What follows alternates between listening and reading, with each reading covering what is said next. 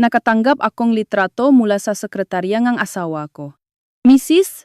Talo ka na, ang mapang-asar niyang caption. Agad ko itong finorward sa group chat ng buong kumpanya pagkatapos nun. Pinalayas ang asawa ko sa kumpanya nang walang kahit isang kusing.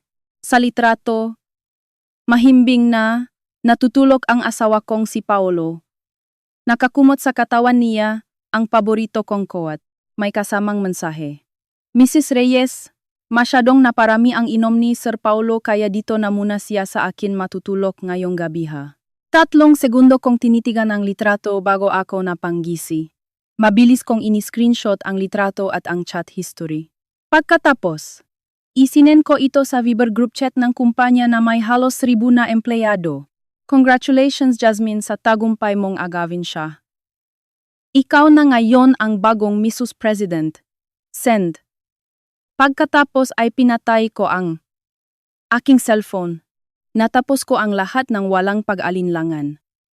2 araw ang makalipas, binuksan ko ulit ang cellphone ko at muntik na itong maghang sa dami ng missed calls at notifications. Isang notification mula kay Jasmine Cruz ang bumungat sa akin. Kalakip ang litrato ni Paolo na tulo, nakasubsob ang mukha sa puting unan ng hotel. Ang ilaw lampshade ay tumatama sa kalahatingang kanyang mukha at nakatakip sa kanya ang kulay abong cashmere coat na iniabot ko sa kanya nung umaga. Sa ilalim ng litrato ay ang mensaheng, Mrs. Reyes, masyadong naparami ang inom ni Sir Paulo kaya dito na muna siya sa akin matutulog ngayong gabi ha. Tinitigan ko ang coat. Iyon ang isinuot ko sa kanya bago siya umalis ng bahay nung umagang iyon.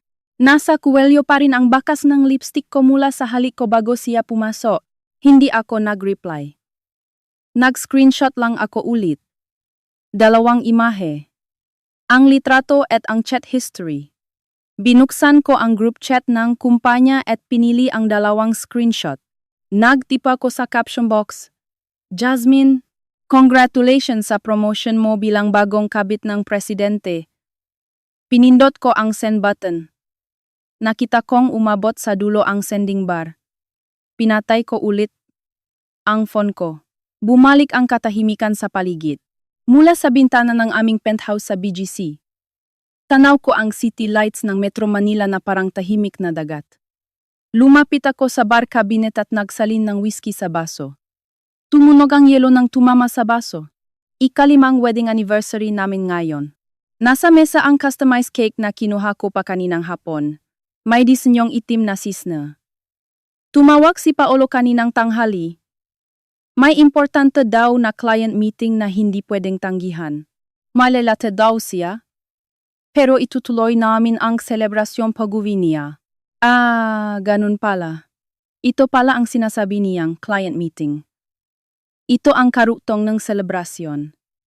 Lumapit ako sa cake habang hawak ang baso. Ang itim na cisne ay nakataas ang lig, elegante.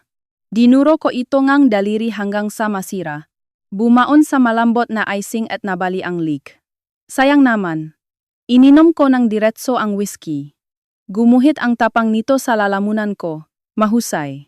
8 taon din ang relasyong ito. Mula nung kolehiyo na wala pa kaming katuwang-tuwang, hanggang sa mapalago namin ang kumpanya at malis sa stock exchange.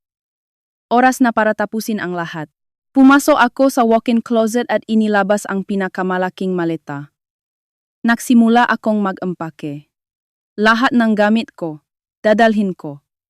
Lahat ng gamit niya, iiwan ko. Ang nga couple shirts, ang nga mamahaling alahas na regalo niya, ang nga souvenirs mula sa aming nakaraan isa-isa kong kinuha at walang habas na itinapon sa garbage bag para akong nagsasagawangang matinding paglilinis ng pagkatao. Nga sandaling iyon, nakakagulat na kalmado ang puso ko. Walang luha, walang galit. Para akong isang mahusay, na siruhano na kalmadong naopra sa sarili. Tinatanggal ang mapatay na bahagi. Masakit, pero kailangang gawin.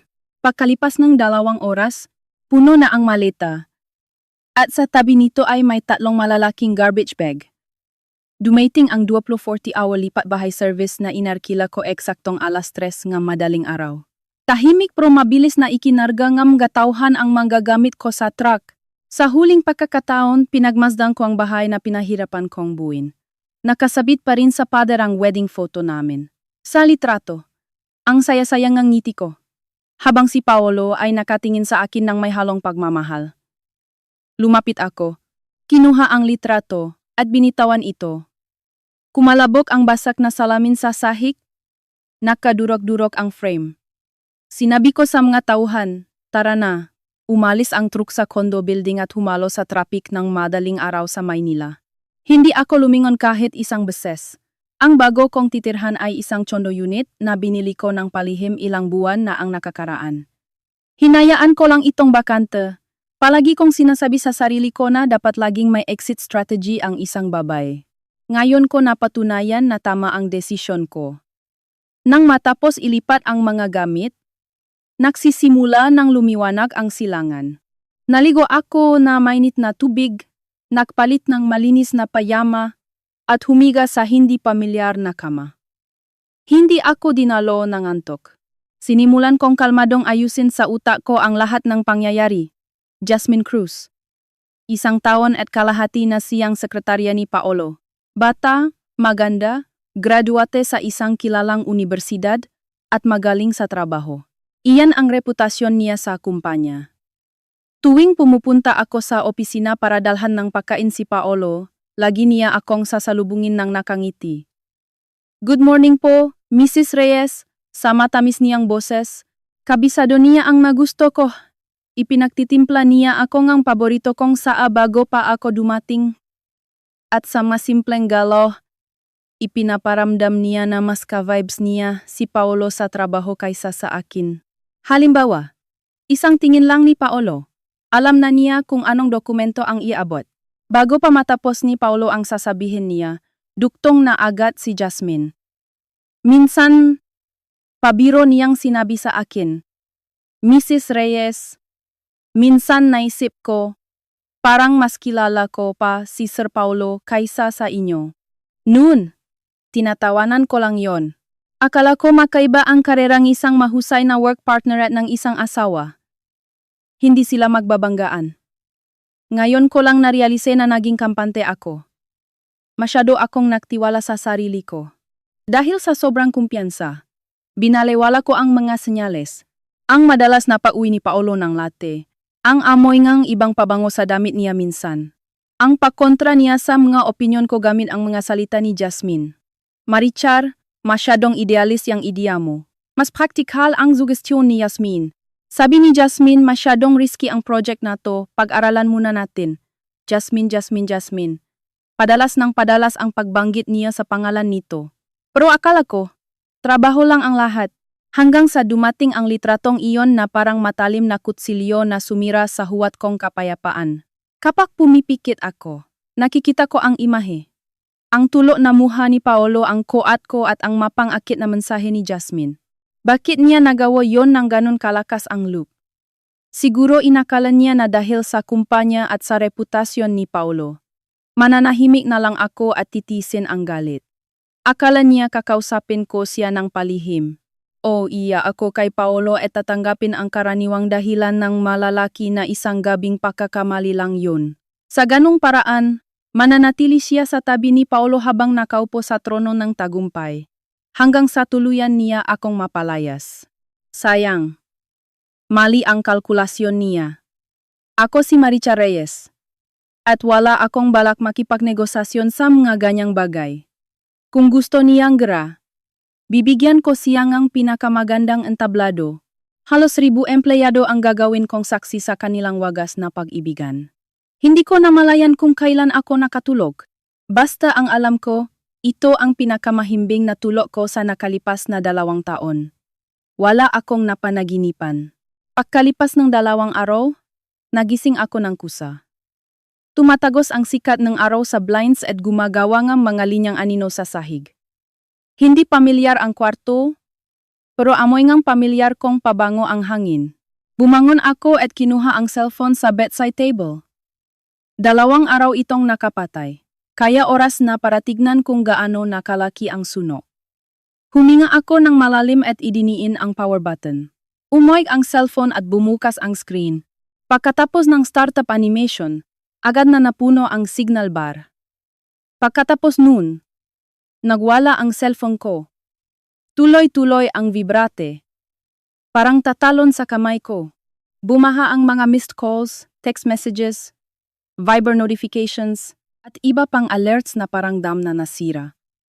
Dandang missed calls, libo-libong unread messages. At ang Viber bajay agad na naging 99+. Uminit ang cellphone dahil sa dami ng data na pumasok. At nagsimulang maglag ang screen. Tinignan ko ang call logs.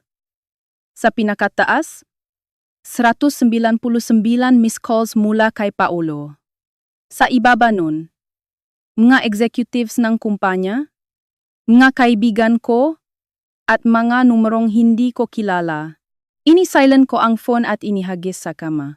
Pumunta ako sa kusina para magluto, simpleng almusal.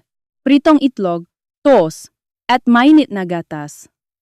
Kumain ako ng napakabagal at maayos. Kahit gaano pa katindi ang bagyo sa labas.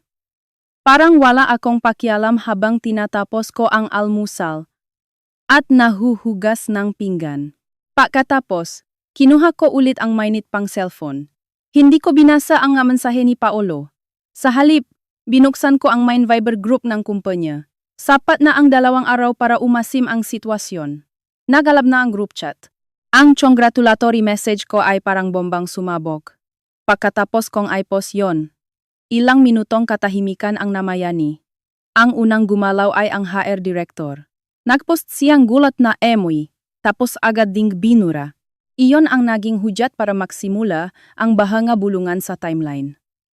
Hala, ano to? Totoo ba to? Grabe.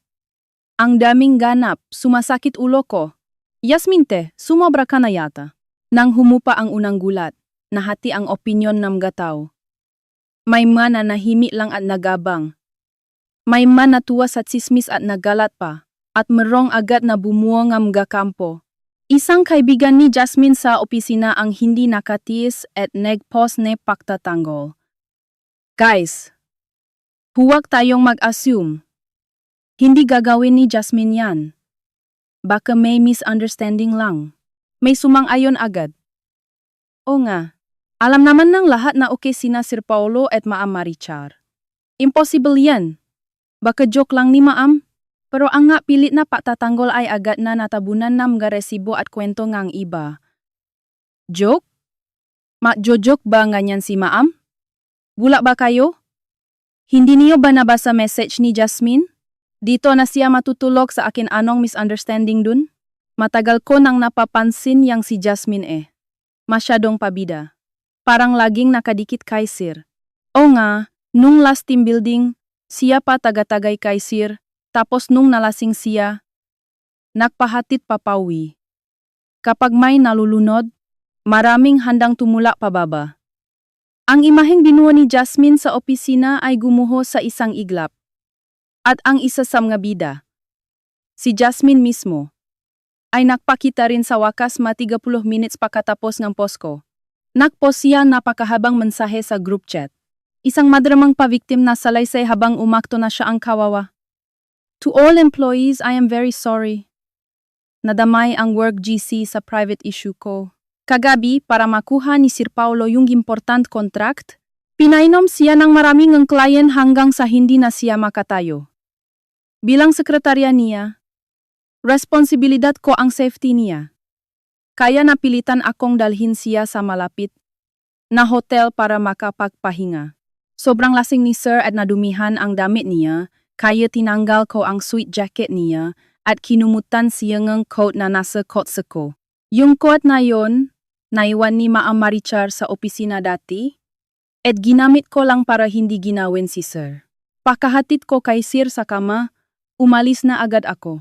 Tumawag ako sa bahay nila pero walang sumasagot. Kaya naisipan kong i-Viber si Ma'am Marichar para ipaalam. Inaamin ko, mali ang pagkasabi ko at nakaka-misunderstand. Pero wala akong masamang intensyon gayang inisip niyo. Nanginginig ako ngayon sa takot kung bakit nagpost ng ganun si Ma'am Marichar. Purely professional ang relationship namin ni Sir Paolo. Please, Tama na ang panghuhusga. Ma'am Marichar, kung nababasa niyo to, please lumabas kayo at linawin ang lahat. Nasira na ang dangal ko bilang babae. Paano na ako haharap sa tao? Sa huli, tinakpa niya ako. Napakagaling na aktres. Best actress sa drama. Planado ang statement na to. Pinalabas niyang tapat siya sa trabaho at biktima ngang maling akala.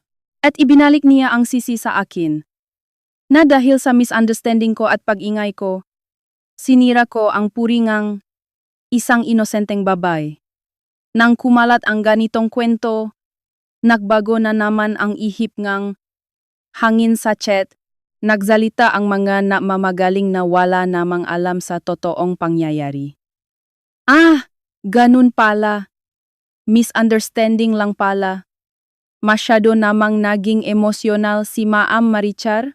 Hindi man lang inalam ang totoo bago ipinos sa buong kumpanya. Kawawa naman si Jasmine. O nga, bata pa siya. Paano na siya sa opisina? We support you, Jasmine. Napangisi ako habang nakatingin sa screen. Nakakatuwa. Gusto pala niya nga? Public opinion war? Jasmine, hindi mo ako kilala. Sa sandaling iyon, may tumawag. Nanigas ako nang makita ko ang pangalan sa screen. Hindi si Paolo. Ang biyenan ko, si Doña Elvira. Hinayaan kong mag-ring ang phone. At sa huling segundo bago ito mamatay, sinagot ko, "Hello po." Walang emosyon ang boses ko. Sa kabilang linya, dumagundong ang boses ng biyenan ko na parang sirena ng bumbero. "Marichar!"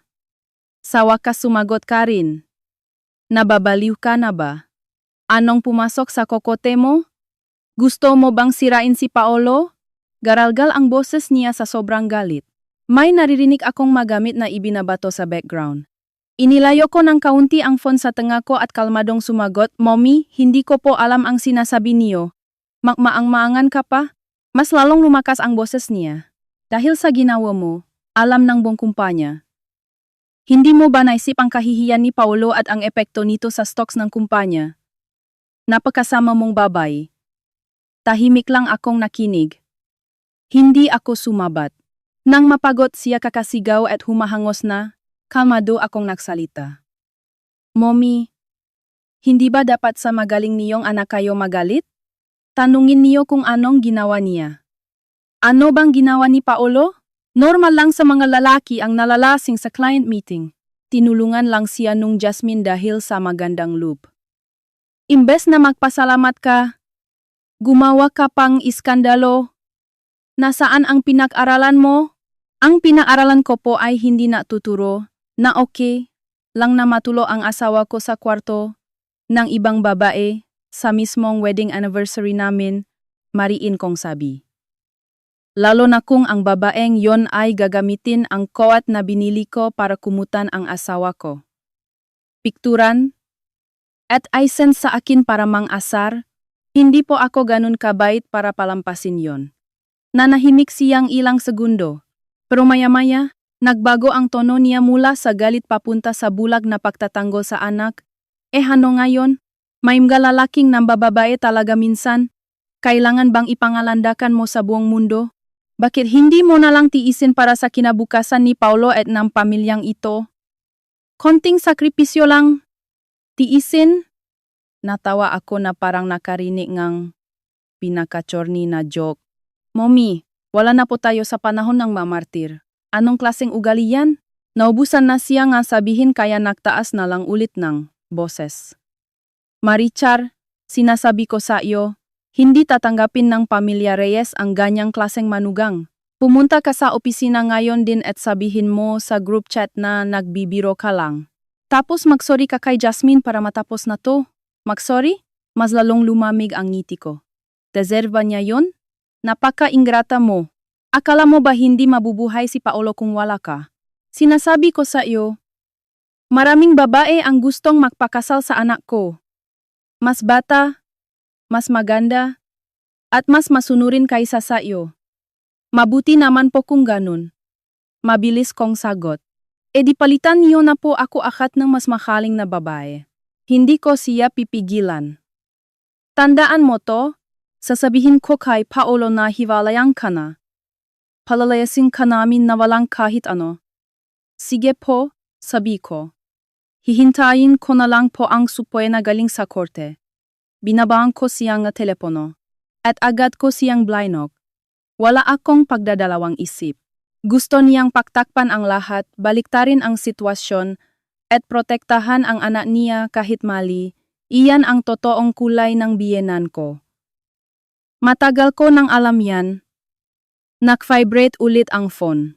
Ngayon, pangalan naman ng best friend ko ang nasa screen. Sinagot ko, Marichar, sa wakas na contact din kita. Okay ka lang ba? Rinig ko ang pag-alala sa boses ni Bea Santos. Si Bea ang klasmate ko nung college at nagisang best friend ko. Ngayon, executive siya sa isang malaking headhunting firm sa Makati. Okay lang ako. Medyo gumaan ang pakiramdam ko nang marinig ko ang boses niya. Mabuti naman. Nag-alala, talaga ako. Pero grabe yung ginawa mo ha. Pasabok sa buong company Gesi. Kalat na sa buong industriya ang chismis. Siguradong parang binagyo ang opisina niyo ngayon. May halong excitement at tuwa sa boses ni Bea. Gusto ko talagang makagulo kaya ko ginawa yon. Ang sarap sa pakiramdam.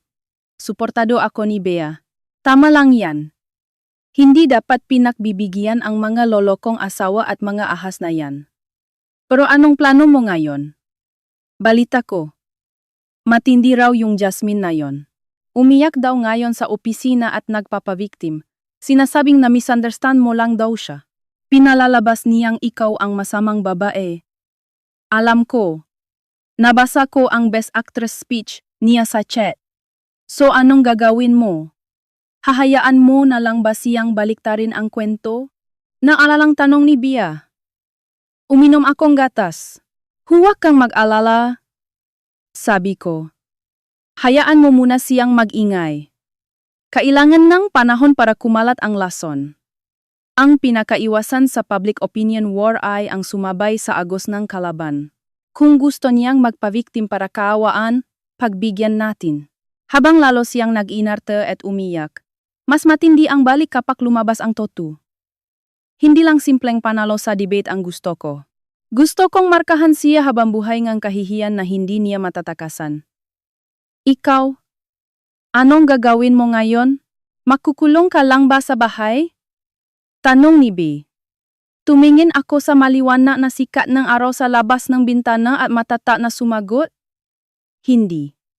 Pupunta ako sa opisina. Kailangan kong bawiin ang sa akin.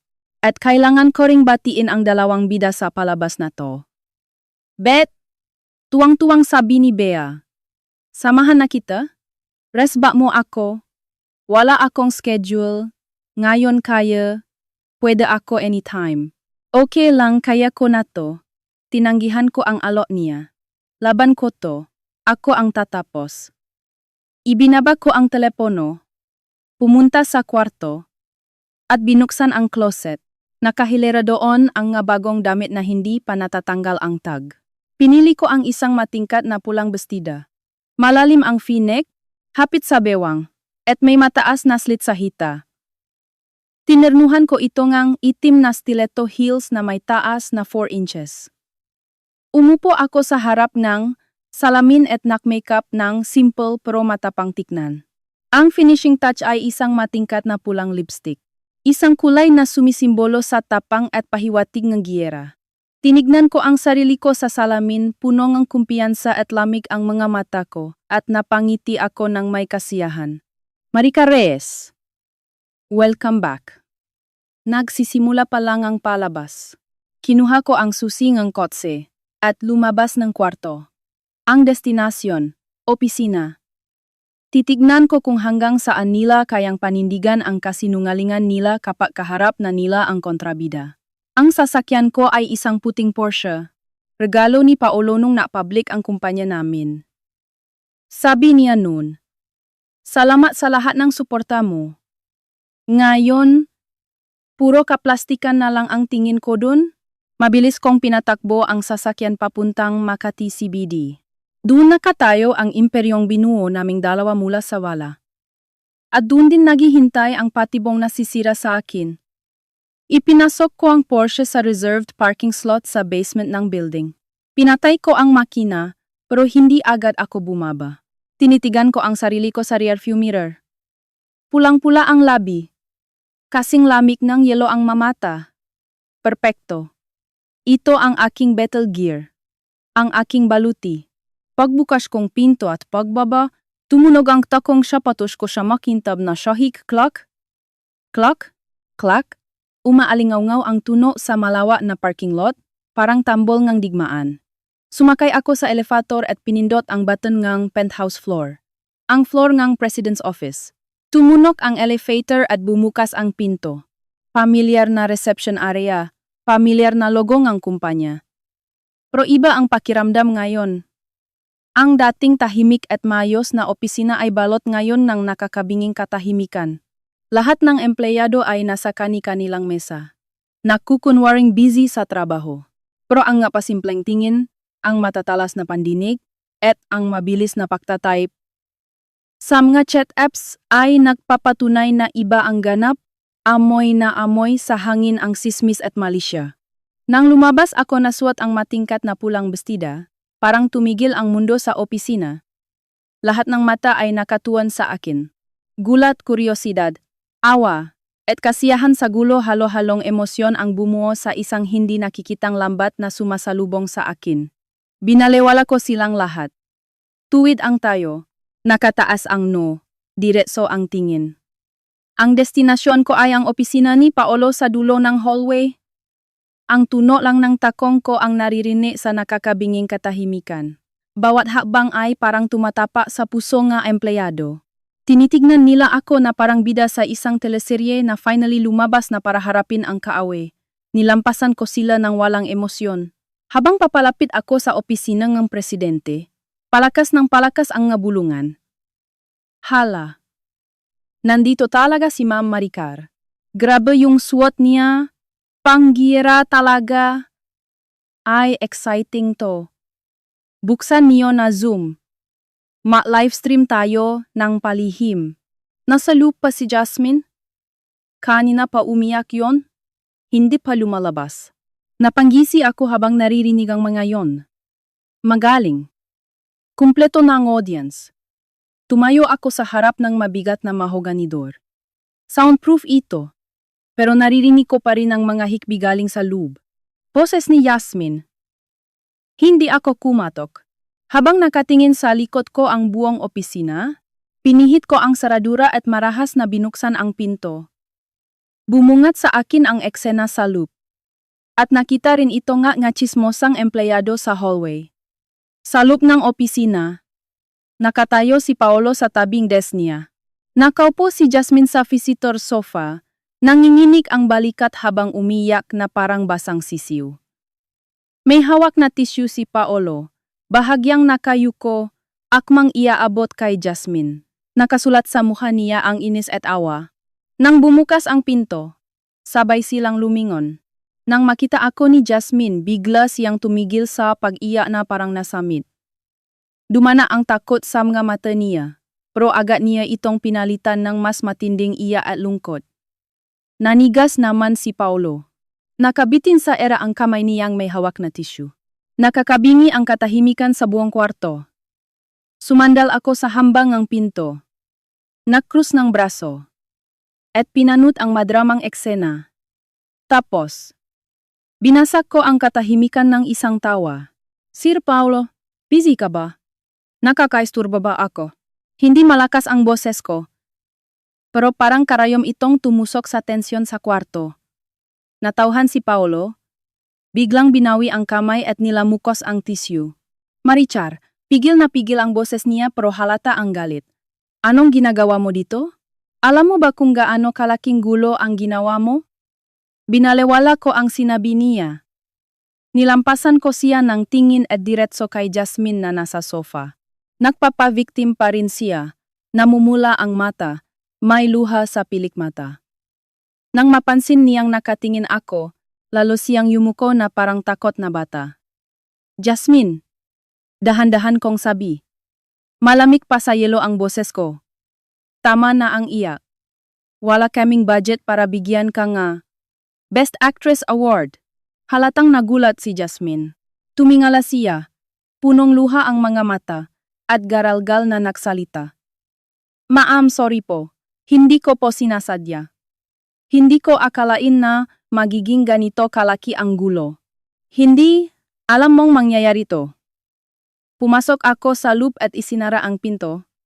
Hindi alam mong mangyayari to. Inarangan ang mga nakikiusyoso sa labas. Walang tuno ang paglakad ko sa carpet pero mabigat ang presensya ko. Lumapit ako sa kanya at tinignan siya mula sa taas pababa. Bawat salitang tinipe mo, bawat litratong sinen mo, alam mo kung anong magiging epekto nun? Ito mismo ang gusto mong mangyari? Diba? Hindi po, mabilis siyang umiling. Nagtutuluan ang malalaking luha. Gusto ko lang po sana kayong ikontak kasi nag-alala ako kay Sir. Gusto ko lang ipaalam na okay siya. Talagang. Gusto ko lang ipaalam na okay siya. Talagang. Talaga? Sarkastiko akong tumawa at inilabas ang phone ko, ipinakita ang litrato sa mukha niya. Kinumutan mo siyang goko at ko? Kinunan mo sa ganitong anggulo? At may caption pa na dito na siya matutulog sa akin. Jasmine, kontak ba ang tawag diyan? Tahimik ang boses ko, pero bawat salita ay parang martilyong tumatama sa kanya. Namutla si Jasmine. Hindi niya siguro inaasahan na didiretsuhin ko siya ng ganito sa harap ni Paolo. Kasi po nung time na yon hindi ako nakapag-isip ng maayos. Nagpatuloy pa rin siya sa mga palusot niya. Tama na, sigaw ni Paolo. Humakbang siya palapit sa akin at hinablot ang pusuhan ko. Namumula ang mga mata niya. Marichar, tama na. Nasa opisina tayo. Ano ngayon? Malamig ko siyang tinignan. Masakit ang pagkakahawak niya. Ano ngayon kung nasa opisina? Ang opisina mo ba ay naging entablado ng ganitong klaseng drama? Drama? Hindi mo alam ang totoong nangyari. Desperado niyang paliwanag. Na-set up ako. Pinainom ako ng sobra nung gabing yon hanggang sa wala na akong maalala. Wala akong memorya sa mga nangyari. Walang maalala. Inulit ko ang sinabi niya na parang tinitimbang ang pinakawalang kwentang kasinungalingan. Oh. Pagising ko na sa hotel room ako mag-isa. Pinacheck ko agad sa front desk ang CCTV, pero sira daw ang kamera sa floor ko nung gabing yon. Sapat na ba yon? May gustong sumira sa akin? Galit na galit si Paolo. Pilit niyang pinapaniwala ako sa kwento niya. Tinignan ko ang pagod niyang mukha at ang namumulang mga mata. Kung dati to, baka naniwala pa ako. Pero ngayon, nakakatawa na lang siya tignan. Sira ang CCTV. Gumagawa ka bang script para sa teleserye? Sa tingin mo maniniwala ako sa ganyang gasgas na palusot? Totoo yon? Marichar, bakit ba ayaw mong maniwala sa akin? Halos pasigaw na siya. Paano ako maniniwala? Marahas kong inalis ang kamay ko at itinuro si Jasmine na nakaupo sa sofa. Paniwalaan ko na dinala kang sekretarya mo sa hotel dahil sa magandang loop?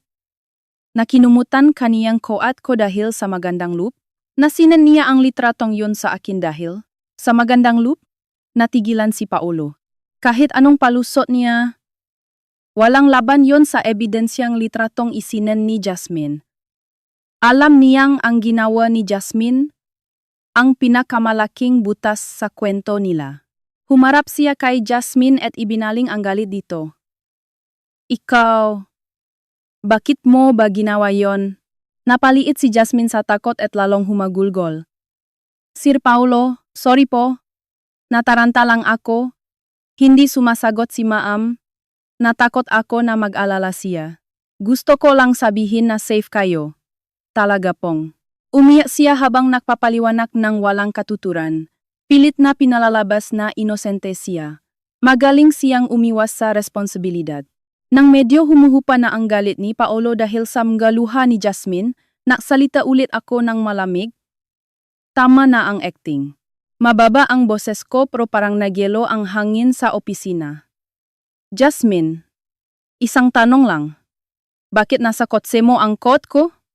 Nabara ang pag-iyak ni Jasmine. Natulala rin si Paolo at tumingin sa akin. Tinitigan ko si Yasmin. Parang x-ray ang tingin ko na tumatagos sa mga kasinungalingan niya. Tandang-tanda ko. Isang beses ko lang sinuot yung coat na yan nung naklunch kami ni Paolo last Friday. Pagkatapos nun, dinala ko pauwi at isinabit sa closet namin. Paano napunta yan sa kotse mo? Ang tanong na ito ay parang surgical knife na tumama sa puso nga kasinungalingan ni Jasmine.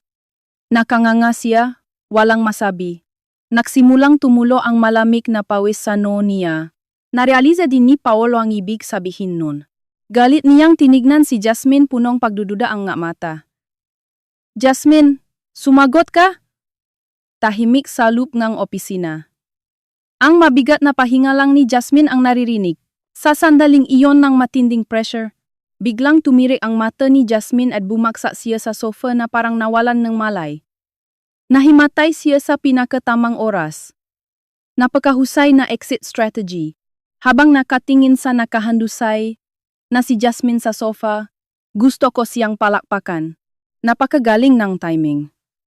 Kung kailan mabubuking na ang lahat, ginamit niya ang fainting card para matigil ang investigasyon. Textbook na galawan ng isang kontrabida. At gaya ng inaasahan, naniwala si Paolo. Akmang lalapit siya para tulungan si Jasmine. Huwag kang gagalaw. Ang malamig kong utos ang pumigil sa kanya. Nanigas siya sa kinatatayuan niya at lumingon sa akin, halo-halong galit at pagtataka ang nasa mata. Nahimatay siya? Talaga ba? Lumapit ako sa sofa. Yumuko. At tinignan ang namumutlang muka ni Jasmine. Tapos, inabot ko ang bag ko. Hindi para kunin ang pulso niya o painumin ng gamot. Kinuha ko ang cellphone ko at binuksan ang video camera. Itinutok ko ang lens sa mukha niya. Mukhang masama ang pakiramdam ni Jasmine. Tumawag tayo ang ambulansya, kalmado kong sabi habang nagvi-video. Dalhin natin sa ospital para ma-check ang buong katawan. Baka low blood o may sakit sa puso. Pasuri na rin natin sa psychiatrist kung may histrionic personality disorder siya. Nang matapos kong sabihin yon nakita ko. Bahagyang gumalaw ang talukap ng mata ni Jasmine, napakaliit na galaw, pero hindi nakaligtas sa paningin ko. Hindi tanga si Paolo. Nakita rin niya yon. Namutla siya sa galit. Sobrang awkward ng sitwasyon sa loob ng opisina. Ang isa nagtutulog-tulugan. Ang isa nagvi-video. At ang isa nakatayo lang na parang sasabog na sa galit. Sobra na ang dramang gito. Itinigil ko ang pag-record. Itinago ang cellphone. At tumayo. Hindi ko natinignan ulit si Jasmine. Humarap ako kay Paolo. Seryoso ang mukha. Paolo, wala na akong panahon sa kalokohang to. Tahimik ang boses ko pero punong desisyon. Hindi ako pumunta dito para makinig sa mga palusot niyo o para hulihin kayo sa akto. Nandito ako para kunin ang sa akin. Kumunot ang noo ni Paolo. Anong ibig mong sabihin? Ibig sabihin?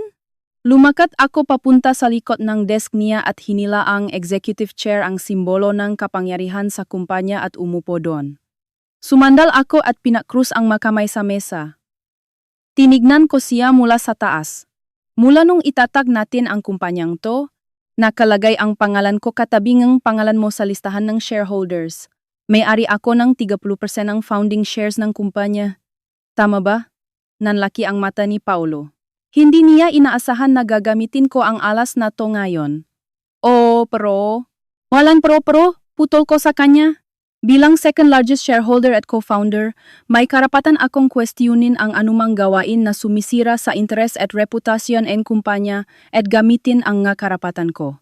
Tinignan ko si Paolo habang lalong sumasama ang mukha niya at binitawan ko ang bawat salita ng malinaw. Ikaw, Paolo Reyes, bilang President at CEO, ay nakaroon ng hindi tamang relasyon sa sekretarya mong si Jasmine Cruz sa labas ng oras ng trabaho. At dahil naging publiko ito sa pamamagitan ng litrato, nagdulot itong malaking kasiraan sa tiwala ng publiko.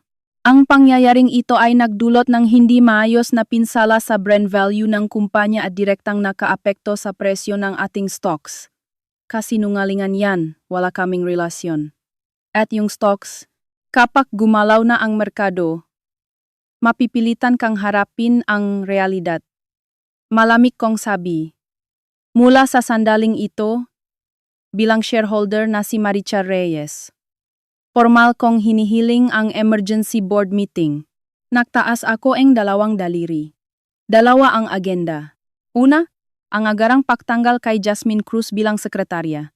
Dahil sa matinding paglabag sa work ethics at pagsira sa imahe ng kumpanya. Pangalawa, ang pansamantalang suspensyon mo, Paulo Reyes bilang president at CEO habang nagsasagawa ng internal investigation ng board. Habang suspendido ka, ako ang tatayong interim CEO at mamamahala sa lahat ng operasyon ng kumpanya. Nababaliw ka na ba? Sumabok na si Paulo at pinalo ang mesa. Marichar, dugot pawis natin ang puhunan sa kumpanyang to. Hindi mo pwedeng gawin yan? Dahil dugot pawis natin ang puhunan dito. Kaya hindi ako papayag na masira ang imperyong ito dahil lang sa kawalan mo ng modo. Mas malamig pa sa kanya ang boses ko. Mali ang iniisip mo. Hindi ito away mag-asawa. Isa itong rasyonal na desisyon sa negosyo.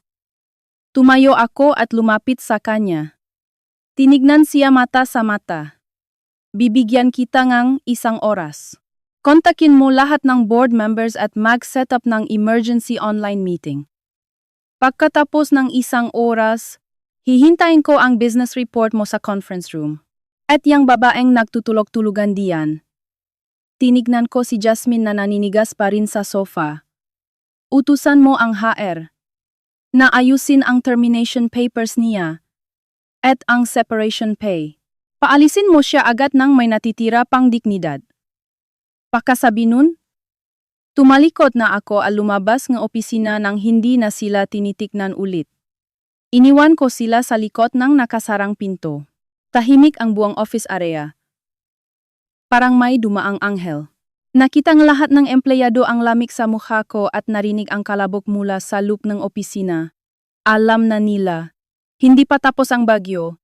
Nagsisimula pa lang ang totoong giyera. Pagkalabas kong opisina ang presidente, hindi ako bumalik sa sarili kong opisina na matagal nang hindi nagagamit. Dumiretso ako sa pinakamalaking boardroom. Binuksan ko ang pinto at inutusan ang sumusunod na admin manager. Kontakin ang IT. Magkakaroon tayo ng emergency online board meeting dito in 1 hour. I set up agad ang magamit. At saka, pahabol ko, bigyan mo ako ng black coffee. Walang asukal, walang gatas, now. Yes, Ma'am Maricar, sagot agad ng admin manager, sabay singhap. Matagal na panahon na mula nung tawagin niya ako sa ganung paraan. Mula nung mag-public ang kumpanya at maging matatag ang operasyon, medyo dumistansya na ako at naging ordinaryong shareholder na lang. Hindi na nakikialam sa pang-araw-araw na pamamalakat. Kaya ang tawag na sa akin ng matao sa opisina ay Ma'am o kaya naman Mrs. Reyes bilang pagalang. Pero ang maempleyadong kasama namin ni Paulo mula sa simula nung naghihirap pa kami, ang tawag nila sa akin ay Ma'am Marichar. May kasamang respeto at otoridad ang tawag na yon. Tandang ang pinagsamahan namin sa laban. Natauhan agad ang admin manager at yumuko. Masusunod po, Ma'am Marichar, ayusin ko na po agad. Pagpasok ko sa boardroom, kitang-kita sa malaking glass window ang mga building ng Makati. Dati, tumatayo kami dito ni Paulo, nakatingin sa pinakamataas na building sa malayo, at nangangakong balang araw, ilalagay namin ang pinakamalaking logo ng kumpanya namin doon. Natupad na ang pangarap na yon. Pero ang natira na lang sa pagitan namin ay malamig na kalkulasyon at pagtutunggali. Huminga ako ng malalim at pilit na pinigilan ang emosyon na gustong kumawala. Wala akong oras para mag-emo. Nagsimula na ang laban. Kailangan kong manalo. Kinuha ko ang cellphone ko. Binalewala ang sunod-sunod na notifications. At binuksan ang contacts. Huminto ako sa isang pangalan. Tito Manolo. Si Tito Manolo ay isa sa mga independent directors ng kumpanya namin at matalik na kaibigan ng yumaong ama ko. Nung nagsisimula pa lang kami ni Paolo, siya ang nagbigay ng unang malaking puhunan. 8%, 4% lang ang shares niya. Hindi ganun kalaki. Pero maliban sa aming mag-asawa, siya ang pinakamatagal na shareholder at may malaking impluensya sa kumpanya. Mabigat ang bawat salita niya sa board meetings. Tinawagan ko siya. Hello, Tito Manolo. Oh, Marichar, iha. Kalmado at malalim ang boses ni Tito Manolo sa kabilang linya. Tatawagan pa lang sana kita.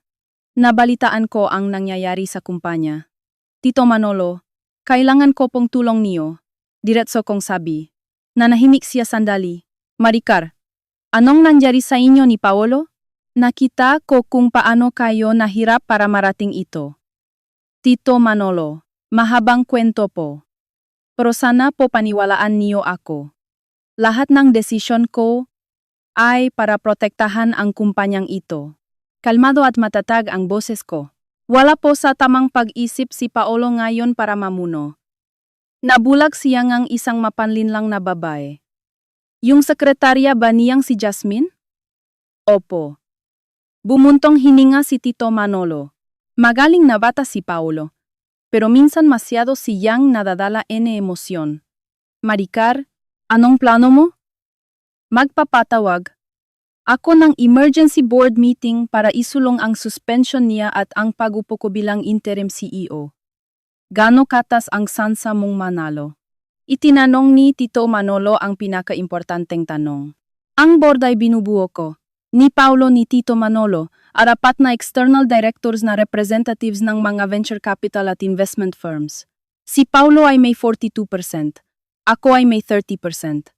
Kadalasan, kapag makasama kami, hawak namin ang absolute control. Pero ngayon, makalabang kami. Ang natitirang 28% ay hati-hati kay Tito Manolo at sa apat na investors.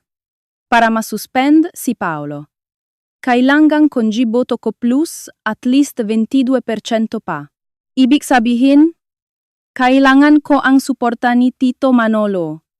8% at hindi bababa sa 2 sa 4 na investors, 14% o higit pa. Wala pong kasiguraduhan, tapat kong sagot. Pero kailangan ko po itong gawin.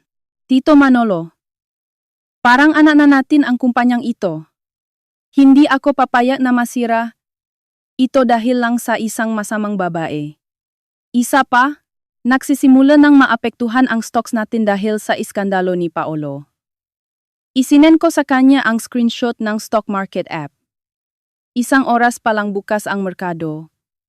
Bumaksa ng halos 5% ang stocks namin. Iyan ang bagsik ng public opinion. Sige, nagbago ang boses ni Tito Manolo. Naging seryosong negosyante. Marichar, lakasan mo ang loop mo. Ibibigay ko sa iyo lahat ng boto ko. Salamat po, Tito Manolo. Gumaan ang pakiramdam ko. Pero, duktong niya. Ang ibang investors, puro pera at kita, lang ang tinitingnan niyan. Kailangan mo silang bigyan ng matibay na ebidensya na nakakasira sa kitangang kumpanya ang ginagawa ni Paolo. At kailangan mo silang kumbinsihin na mas mapapamahalaan mo ang kumpanya kapag ikaw ang namuno. Kung hindi, hindi sila kikilos. Naintindihan ko po.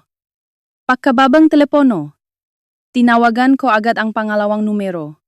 Si Bea. Bea, may favor ako.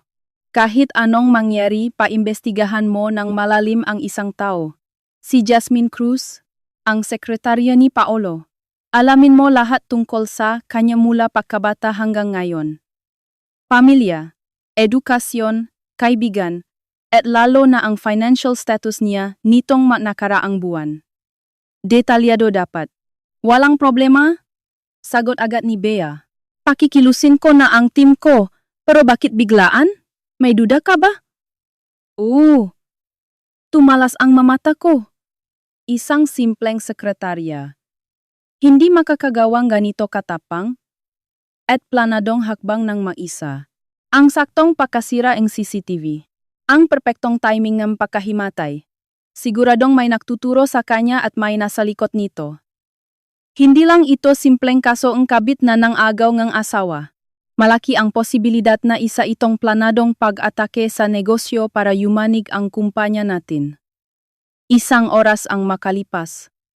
Nahati sa 6 na kahon ang malaking monitor sa boardroom. Nakikita ang mga mukha ni Tito Manolo at ng 4 na external directors. Nakaupo si Paolo sa tapat ko, sobrang dilim nga mukha niya. Nagpalit siyang polo at nag-ayos ang buhok, pero hindi maitatago ang pagod at galit sa mga mata niya. Napansin kong medyo tabingi ang kanyang kurbata. Dati, laging perpekto ang ayos niya. Kaya malaking bagay ito ngayon. Binalewala ko siya at tumingin sa monitor. Mamiyembro ng board, salamat sa pagdalo. Panimula ko sa mikropono. Rining lahat ang boses ko. Ipinatawa ko ang emergency meeting na ito dahil sa isang napakaseryosong pangyayari na nakakapekto sa reputasyon at kita ng ating kumpanya. Hindi ko na binigyan ng pagkakataon si Paolo na magpaliwanag. Ipinakita ko agad sa malaking monitor ang iskandalosong litrato at ang screenshot ng post ko sa group chat. Siguro naman nabalitaan niyo na ang masismis tungkol kay President Reyes nitong nga nakaraang araw. Ngayon, ipinapakita ko sa inyo ang pinakmulan ng mga sismis na yon. Nagbago ang ekspresyon ng ilang director sa screen. Sanay na sila sa mga ganitong iskandalo sa negosyo. Pero siguro, ito ang unang pagkakataon na may naglatak ng sariling bahong pamilya sa mismong board meeting. Marichar, tama na. Ungol ni Paolo. Sinusubukang pigilan ako. Oras ko pa para magsalita, malamig ko siyang sinawi. Dahil sa lakas ng dating ko, hindi na siya nakaimik, humarap ulit ako sa monitor at nagpatuloy. Sa unang tingin, mukha itong away maasawa lang namin ni President Reyes. Pero sa totoo lang, isa na itong seryosong PR crisis para sa kumpanya. Ipinakita ko ang stock chart ngayong araw. Isang pababang pulang linya na parang nahuhulog sa bangin. Sa loob lang ng 3 oras mula nang magbukas ang merkado, nawalan na tayo ng halos 160 milyong pesos sa market value. At ang may kasalanan sa malaking pagkaluging ito ay ang irresponsableng asal ni President Reyes at ang kanyang sekretarya na may masamang balak. Ma'am Maricar, nagsalita ang isang direktor na representative ng isang venture capital firm. Inamin namin na nakaapekto ito sa stocks pansamantala. Pero reaksyon lang ito enerhi merkado. Hindi ba sobra naman yata na isuspend ang founder dahil lang sa ganitong klaseng iskandalo? Tama ang sinabi niya. Para sa ibang investors, mas mahalaga sa kanila ang kita ng kumpanya kaysa sa nangyayari sa kwarto ng presidente. Director, paano kung hindi lang ito simpleng iskandalo? Tinignan ko siya mata sa screen. Paano kung yung Jasmine Cruz ay isang corporate spy na ipinadala ng kalaban nating kumpanya? Nanahimik ang buong boardroom pagkasabi ko noon. Napatingin si Paolo sa akin, hindi makapaniwala. Anong pinagsasasabi mo? Ang ebidensya ang magpapatunay kung totoo o hindi, mabilis kong sagot. Ilang segundo lang, may dumating na encrypted file sa email ko galing kay Bea. Binuksan ko ito sa malaking screen. Si Jasmine Cruz, 25 years old, graduate ng isang simpleng kolehiyo sa probinsya. Pero peke ang credentials niya na nagsasabing nag-aral siya sa isang kilalang unibersidad sa ibang bansa. Ang tatay niya ay nalulong sa sugal 3 taon na ang nakakaraan, baon sa utang at nawawala hanggang ngayon. Bago siya pumasok sa kumpanya natin, wala siyang kahit anong ari-arian. Pero eksaktong 6 na buwan na ang nakakaraan, biglang may pumasok na 50 milyon pesos sa personal account niya mula sa isang anonymous sender. Mula noon, nagsimula na siyang bumili ng mamahaling gamit at binilhan pa niya ng condo unit ang nanay niya sa isang prime location. Habang nagsasalita ako, namumutla si Paolo. Ipinapakita sa monitor ang mga bank transfer records, credit card statements, at kopya ng titulo ng condo, hindi may pagkakaila ang mga ebidensya. Isang sekretarya na sumisweldo lang ng 30,000 isang buwan, paano nakakaroon ng ganito kalaking pera? Tanong ko sa kanila. Tahimik ang lahat. Ngayon, tignan niyo ang isa pang dokumento. Nagbago ang screen at lumabas ang logo ng isang kumpanya. Apex Solutions. Ang pinakamahigpit naming kalaban sa merkado. Na-trace namin ang pinanggalingan ng pera sa account ni Jasmine Cruz. Galing ito sa isang executive ng Apex Solutions. At ang mas nakakagulat, bago pumasok sa atin si Jasmine, nag-internship siya sa Apex Solutions ng 6 na buwan. Pero tinanggal niya ang impormasyong ito sa resume niya. Ngayon, mga directors, sa tingin niyo ba simpleng away mag-asawa lang ito? Walang sumagot. Natulala ang lahat sa damingang ebidensyang sumambulat sa kanila. Nagsimulang manginig si Paulo. Nakatingin siya sa mga dokumento sa screen, tapos sa akin. Halo-halo ang gulat, galit at sakit sa mga mata niya. Wala siyang kaalam-alam sa mga ito mula umpisa. Ang inakala niyang inosenteng babae na pinoprotektahan niya ay isang makamandag na ahas na nag-abang lang ng pagkakataon para tuklawin siya. Dahil sa mga kadahilanang ito, pagtatapos ko, isinusulong ko na agad na suspindihin si Paulo Reyes bilang President at CEO. Bumuo ng Special Investigation Committee para imbestigahan ang lahat ng proyekto ng kumpanya sa nakalipas na 6 na buwan at alamin kung gaano kalaki ang nawala dahil sa posibleng data leak. Tutol ako, biglang sumigaw si Paolo. Tumayo siya at masamang tumingin sa akin. Marichar, sige, sabihin na nating may problema kay Yasmin. Pero pakukulang ko lang yon sa pagbabantay. Ako ang bahala dun. Pero hindi ako papayak na agawin mo sa akin ang kumpanya namin sa ganitong maruming paraan. Kumpanya mo? Natawa ako ng malamig. Paulo, nakalimutan mo na ba? Kumpanya Corinto. Ngayon, boboto na ang board. Binalewala ko siya at humarap sa monitor. Ang pabor sa suspension ni President Reyes at sa pagtatalaga sa akin bilang interim CEO, pakitaas ang kamay. Ako ang unang nagtaas ng kamay ng mabilis. Sumunod agad si Tito Manolo sa screen. Pagkatapos, nagtaas din ng kamay ang isa pang director na representative ng isang investment fund. Halatang natakot siya sa 160 million pesos na lugi at sa issue ng corporate spy. 3 segundo. Isa pa, ang 2 pang directors ay hindi pa nagtataas ang kamay, nagtitinginan sa screen, nag-isip kung ano ang mas makakabuti sa kanila. Sa gitna nakakabinging tensyon, biglang tumunog ng malakas ang cellphone ni Paulo. Sinulyapan niya ito at biglang nagbago ang mukha niya. Agad niyang pinatay ang tawag. Pero tumawag ulit ang caller. Nakatingin ang lahat sa kanya. Hindi na siya nakatiis at sinagot ang tawag ng pasigaw. Sabi nang nasa meeting ako.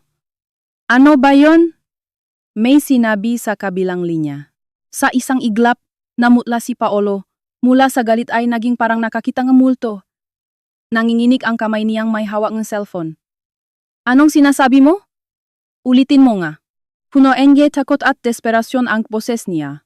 Sige, sige. Papunta na ako. Binaba niya ang telepono at tumingin sa akin ng tulala. Parang nawala sa sarili. Gumagalaw ang labi niya, pero walang lumalabas na boses. Sa huli, para siyang nawalan ng lakas at bumaksak sa upuan. Pumapayah na ako. Halos pabulong niyang sabi. Pumapaya na ako sa suspensyon. Nagulat ang lahat sa biglang pagbabago ng isip niya. Kanina lang ay parang leong nagwawala para protektahan ang teritoryo niya. Ngayon ay sumuko na agad dahil lang sa isang tawag. Tahimik ulit sa boardroom, pero ibang klaseng katahimikan na ngayon. Nakatinginan ang mga director sa monitor. Nagtataka kung bakit biglang nakaganon.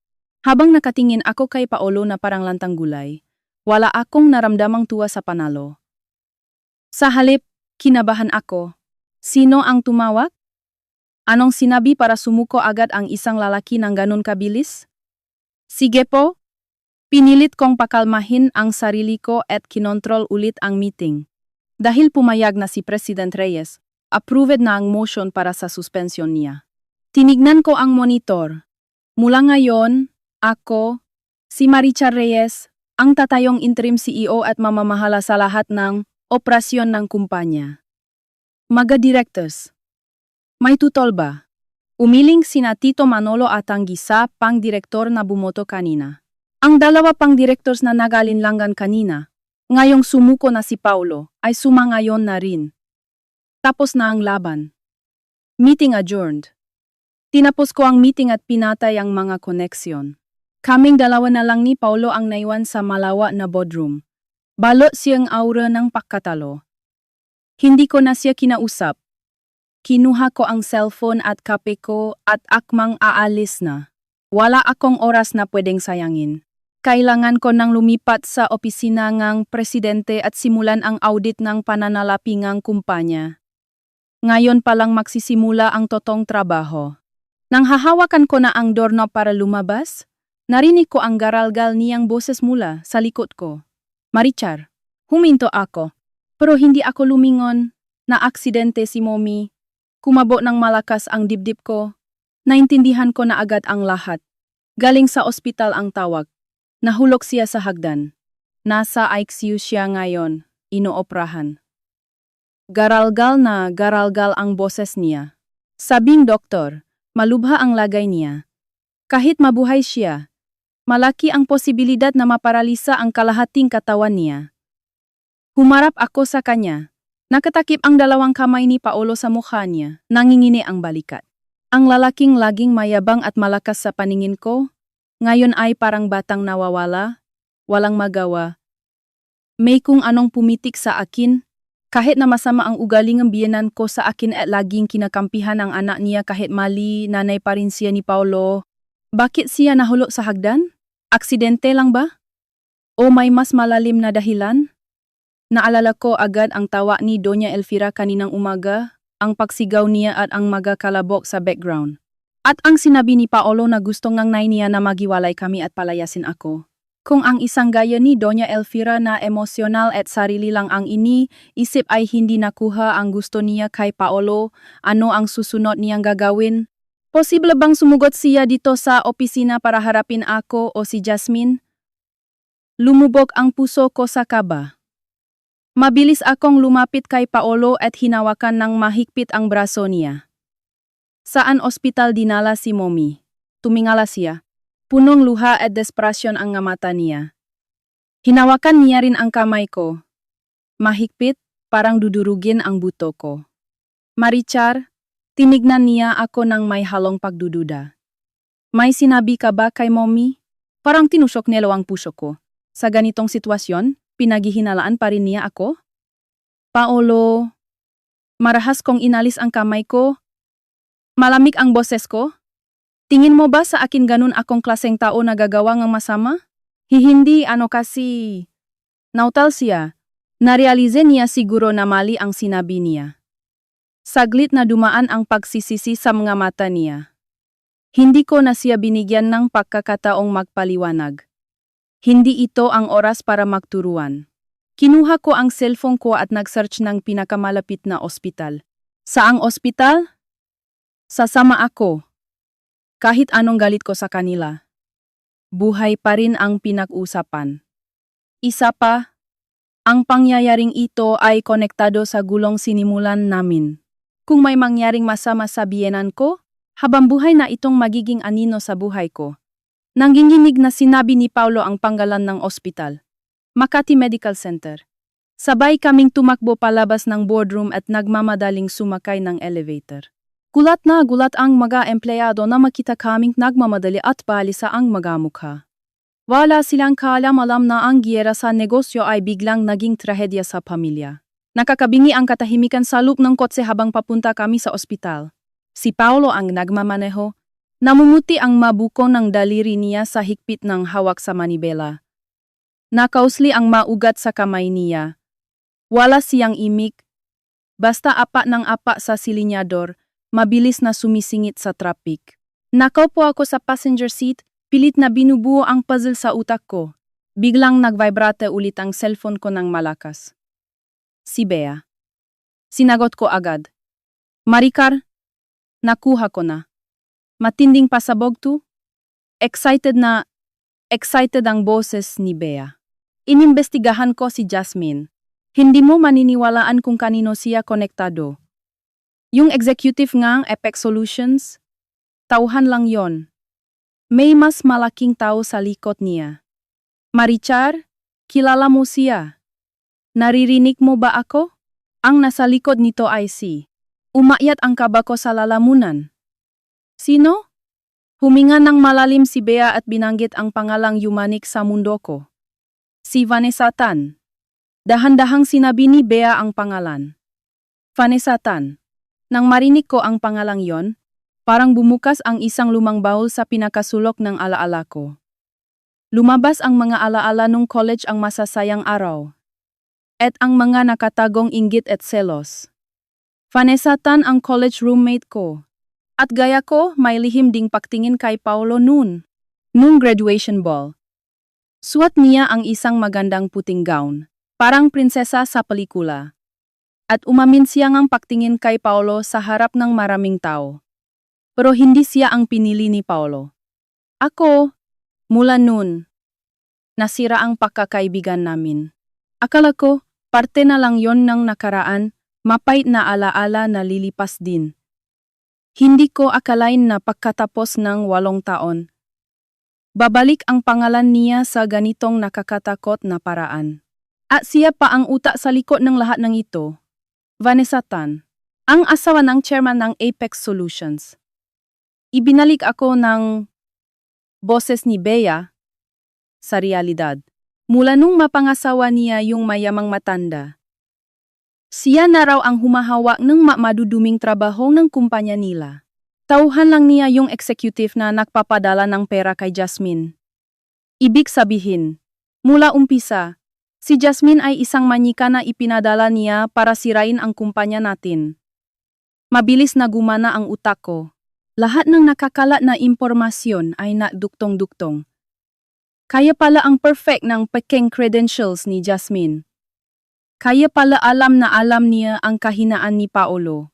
Kaya pala pinili niya ang wedding anniversary namin para gawin ang plano. Dahil kilalang kilala ako ni Vanessa Tan, at kilala rin niya si Paolo. Alam niya ang anniversary namin. Alam niya ang kahinaan ni Paolo. At alam niya kung paano ako saktan ng sobra. Hindi lang si Paolo ang gusto niyang agawin. Gusto niya kaming sirain. Ang 8 taong pagmamahalan namin. Ang kumpanyang pinahirapan naming itayo gusto niyang wasakin ang lahat ng walang ititira. Hindi ito simpleng kompetisyon sa negosyo. Ito ay isang baliw at madugong paghihiganti na 10 taon niyang pinahandaan. Marichar, anong gagawin mo? Naalalang tanong ni Bea. Tumingin ako sa labas ng bintana sa kulay abong tanawin at nanigas ang mga mata ko. Bea, lahat ng ebidensya, paksamahin mo sa isang file at i-send mo sa akin. Tapos, may isa pa akong ipapagawa sa iyo na ikaw lang ang makakagawa. Gamit ang isang anonymous email, i-send mo lahat ng ebidensya diretso sa personal email ng chairman ng Apex Solutions, ang asawa ni Vanessa Tan. Natigilan si Bea, tapos naintindihan niya agad ang plano ko, kinilabutan siya. Grabe ka. Marichar, papalakpakan kita sa sobrang tindi mo. Siya ang nauna. Kaya huwag siyang umasa na maawa ako, malamig kong sabi. Isang chairman ng malaking kumpanya.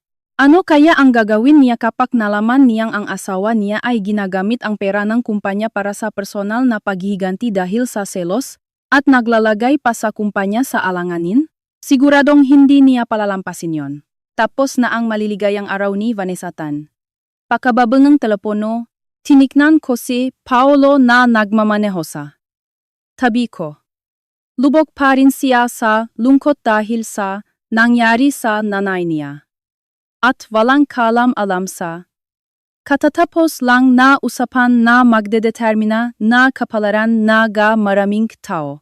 Bigla akong nawa sa lalaking ito. Ang kabaitan at pagiging mapagbigay na akala niya ay tama, ay naging sandatang ibang tao para saktan siya at ako.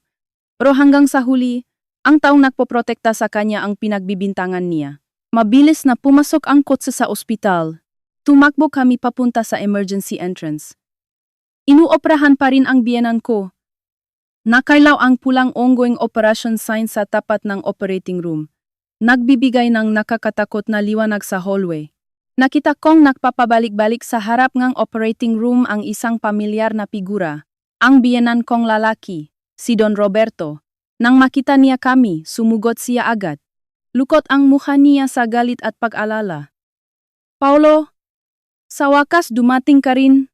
Ang mommy mo. Nang makita niya ako sa likod ni Paulo, natigilan siya. Napunongput ang mata niya. Anong ginagawa mo dito? Dinuro niya ako. Nanginginig ang daliri.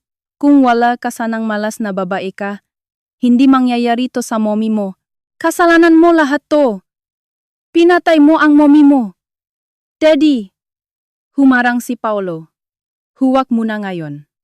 Kamusta si mommy? Kamusta? Hindi nga alam kung mabubuhay pa siya. Sabi ni Don Roberto, namumula ang mata. Kanina pang umaga nagwawala ang mommy mo. Pupunta daw siya sa opisina mo para harapin kayong gabit mo. Kahit anong pigil ko, ayaw makinig. Kung hihiwalayan mo daw si Marichar para sa babaeng yon, magpapakamatay na lang daw siya sa opisina niyo. Lalo akong kinabahan. Tama ang hinala ko. Napunta si mommy sa opisina. Nangingini ang boses ni Paulo. Wala pang isang oras, tumawa na ang magad. Nakita daw ang mommy mo sa fire exit ng basement, duguan at walang malay. Basement fire exit? Mabilis akong nag-react. Hindi sa loop ng opisina. Sa basement. Sabi ni Don Roberto. Sabi ng guard, nakita siya sa fire exit na daanan mula basement 1 papuntang parking. Bihirang may dumaan doon. Duguan ang ulo niya nung makita. Pumasok agad sa isip ko ang floor plan ng building namin. Ang lugar na yon ay tago. Madalas janitor lang o guard ang dumadaan. At ang pinaka-importante, isa yon sa mga blind spots na walang CCTV. Bakit pupunta doon ang biyenan ko? Kung susugurin niya si Jasmine, dapat diretso siya sa President's Office sa penthouse. Kahit harangin siya sa reception, sa lobby o elevator hall dapat makakagulo. Bakit siya pupunta sa madilim na fire exit sa basement at doon mahuhulog? Sobrang gi-engine naturaw. Para itong isang planadong senaryo. Isang nakakatakot na konklusyon ang pumasok sa utak ko. Jasmine. Si Jasmine lang. Kinuha ko agad ang cellphone ko at nag-message sa HR manager. I-check mo agad ang exact timeout ni Jasmine Cruz ngayon at ang record ng paglabas ng sasakyan niya sa basement parking. Pagka-send ko ng message, bumukas ang pinto ng operating room. Lumabas ang doktor na nakasuot ang berdeng surgical gown. Pagod na pagod ang itsura. Pamilya ni Mrs. Elvira Reyes? Kami po. Sumugot sina Paulo at Don Roberto sa doktor. Matagumpay ang operasyon. Ligtas na siya sa panghanib. Pagkarinig nun, napaupuzazaich ang mag-ama sa sobrang lega. Pero hindi patapos ang doktor. Malungkot ang tingin niya sa kanila. Malakas ang pagkakabago ng ulo ng pasyente. Kahit successful ang operasyon, malaki ang posibilidad na may permanenteng pinsala sa utak niya.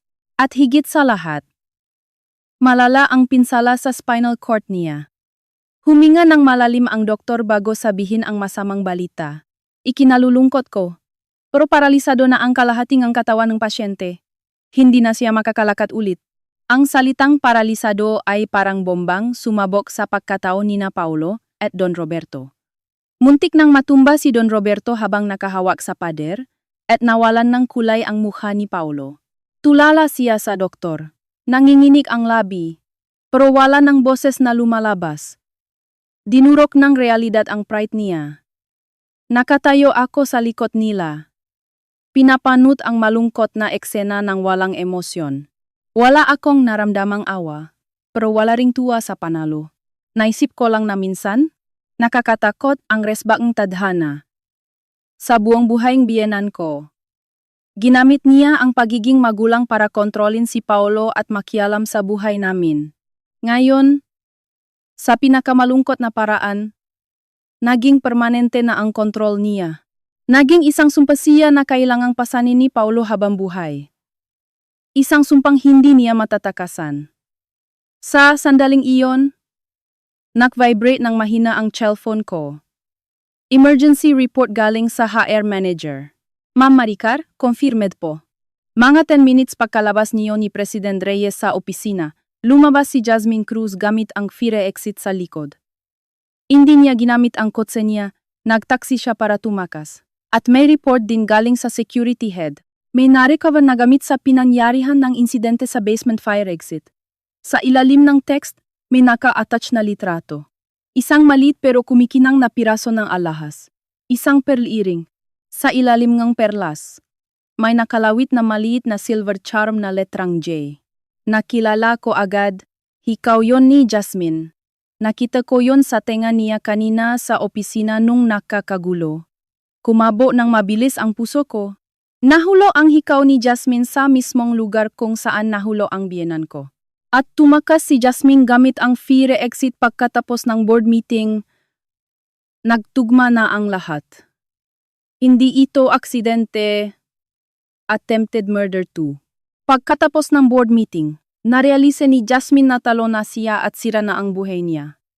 Nawala na siya sa sarili. Tapos, sumugot ang galit na biyenan ko.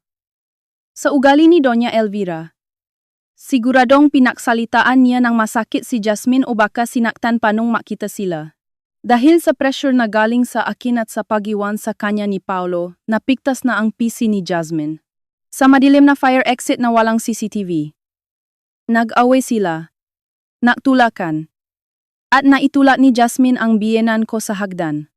Tapos, iniwan niya, itong duguan at walang malay. At tumakas siya sa takot. Ito ang katotohanan. Hinawakan ko ng mahigpit ang cellphone ko at lumapit kay Paolo na nakalupasay pa rin sa sahig. Ipinakita ko sa mukha niya ang litrato nga hikaw. Paolo, idilat mo ang mata mo at tignan mo to. Dahan-dahang tumingala si Paolo. Tulala ang tingin sa screen. Hikaw yan ni Jasmine. Mariin kong sabi. Nakita yan sa mismong lugar kung saan nakitang duguan si Mommy. Nanlaki ang mamata ni Paolo sa takot. Inablot niya ang cellphone ko at tinitigan ang litrato na parang baliw. Ngayon, Paolo, sasabihin mo pa rin ba na inosenteng biktima siya na napagbintangan lang? Hindi lang pera o posisyon mo ang gusto niyang agawin. Muntik na niyang patayin ang nanay mo. Hay hindi. Hay hindi. Hay hindi ang nanay. Hindi totoo yan. Umiiling-iling si Paolo. Ayaw tanggapin ang katotohanan. Hindi. Sarkastiko akong natawa. Kinuha ko ang cellphone niya at ipinakita ang mga secret files tungkol kay Vanessa Tan at Apex Solutions na sinen ni Bea. Ibinato ko sa mukha niya ang katotohanan. Kung ganun, tignan mo to. Gamitin mo yang mata mo para makita ang realidad. Ang babaeng pinoprotektahan mo ay tauhan lang ng college classmate mong si Vanessa Tan para sirain ka at ang kumpanya natin. Ang maakala mong coincidence at trahedya, lahat yon ay script ng pahihiganti na 10 taon nilang plinano.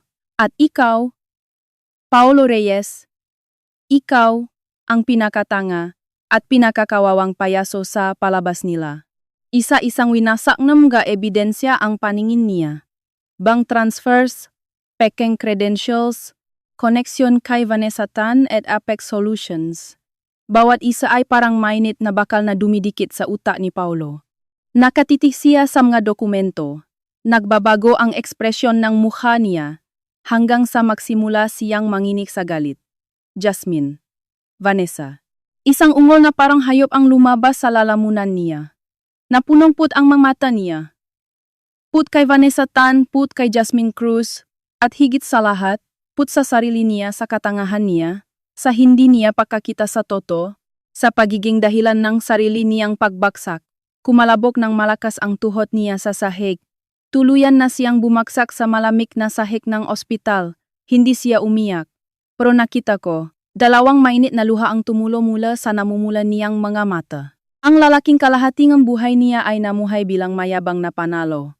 Ngayon ay tuluyan ng wasak. Tumayo ako sa harap niya at tinignan siya mula sa taas. Paolo, huling sasabihin ko sa'yo. Ang kumpanyang ito ay binuo ko gamit ang dugot pawis ko, hinding-hindi ko ito pakakawalan. Tungkol naman sa kasal namin, kinuha ko sa bag ko ang isang dokumento na inihanda ko na dati pa, at inihagis ito sa harap niya. Itim na tinta sa puting papel. Malinaw ang nakasulat na titulo. Kasunduan sa paghihiwalay, wala akong kukunin na kahit anong alimony o suporta. Sabi ko habang nakatingin sa kanya. Kalmado pero pinalang desisyon ko. Ang kumpanya lang ang kukunin ko. At ang kalayaan ko. Pirmahan mo yan. Dahan-dahang tumingala si Paolo. Punong luha at kawalan ng pag-asa ang mamata niya. Tumingin siya sa akin. Tapos sa dokumento sa sahig. Nanginginig ang labi niya pero walang lumalabas na salita. Pagsisisi, sakit, kawalan ng pag-asa. Pagmamakaawa, lahat ng negatibong emosyon ay nakaukit sa mukha niyang dati ay gwapo pero ngayon ay baksa na. Kung nangyari ito kahapon, baka nasaktan pa ako para sa kanya. Pero ngayon, wala na akong nararamdaman. Ang pusong parang basak na salamin, kapak na durok na, hindi na may babalik sa dati. Marichar. Garalgal ang boses niya, parang may buhangin sa lalamunan. Bigyan mo ako ng isa pang pagkakataon. Please. Isa lang. Pagkakataon. Natawa ako. Pero walang saya sa mga mata ko. Binigyan na kitang napakaraming pagkakataon. Nung umuwi kang amoy ibang pabango, nung kinontra mo ako gamit ang salita ni Jasmine, nung kinansel mo ang anniversary dinner natin sa bawat oras na yon, binibigyan kita ng tiket para tumigil. Ikaw ang nunit ng mga tiket na yon at hindi lumingon pabalik. Paolo, hindi na tayo pwedeng bumalik sa dati. Tinignan ko siya sa huling pagkakataon, wala na ang dating pagmamahal ko sa kanya. Puro kawalan at pagkainip na lang ang nararamdaman ko. Pagbutihin mo na lang ang pag-aalaga kay mommy mo. Ngayon, mas kailangan ka niya kaysa sa akin. Pagkasabi nun, tumalikot na ako at umalis. Umaalingaw-ngaw ang tunog ng takong ko sa tahimik na hallway. Bawat hakbang ay tandang paglayo ko sa mapait na nakaraan. Hindi ako lumingon. Alam ko. Nakaluhod pa rin si Paolo sa malamig na sahi. Nakatingin sa likod ko habang papalayo ako at nawawala sa dulo ng hallway, puno ng kawalan ng pag-asa. Pagkalabas kong ospital, napakaganda ng sikat ng araw at asul na asul ang langit. Huminga ako ng malalim. Ang mabigat na bato na nakadagan sa dibdib ko nitong nakaraang 2 araw ay tuluyan nang nawala. Amoy kalayaan ang hangin. Sumakay ako sa kotse at tinawagan si Bea. Bea, tapos na ang lahat. Ano? Pumirma na ba ang lokong yon? Oras na lang ang hinihintay. Sabi ko, kamusta naman si Jasmine? Perfect. Sagot ni Bea. Tumawa ang pulis. Nahuli siya sa Naya bago makasakay ng eroplano. Pagka ang pasport na gamit niya. Paalis na sa ngang bansa. Nakmatch din ang DNA sa hikaw na nakuha sa crime scene. Wala na siyang kawala. Hindi na siya makakalabas ng kulungan. Mabuti naman. Attempted murder at corporate espionage. Sa bigat ng mga kaso niya, mabubulok na siya sa kulungan habang buhay. Si Vanessa Tan? Tumawa ng malakas si Bea sa kabilang linya. Ito ang pinakamaganda. Nung makita ng chairman ng Apex Solutions ang mga ebidensya, nagwala daw. Nagpatawag agad ng emergency board meeting kagabi. Tinanggal lahat ng posisyon ni Vanessa sa kumpanya, ni-freeze ang lahat ng assets niya, at naghahanda na para sa annulment. At hindi lang yon. Mismong ang chairman ang naksumbong sa pulis tungkol sa mailegal na gawain ng asawa niya gamit ang kumpanya, siguradong sinasalakay ng nga pulis ang bahay niya ngayon. Talagang bilok ang mundo. Ang masama ay sinisingil din ng mas masama. Sobrang nasiyahan ako sa nangyari. 1 linggo ang makalipas, natanggap ko ang kasunduan sa paghihiwalay na may pirma ni Paolo at notaryado na.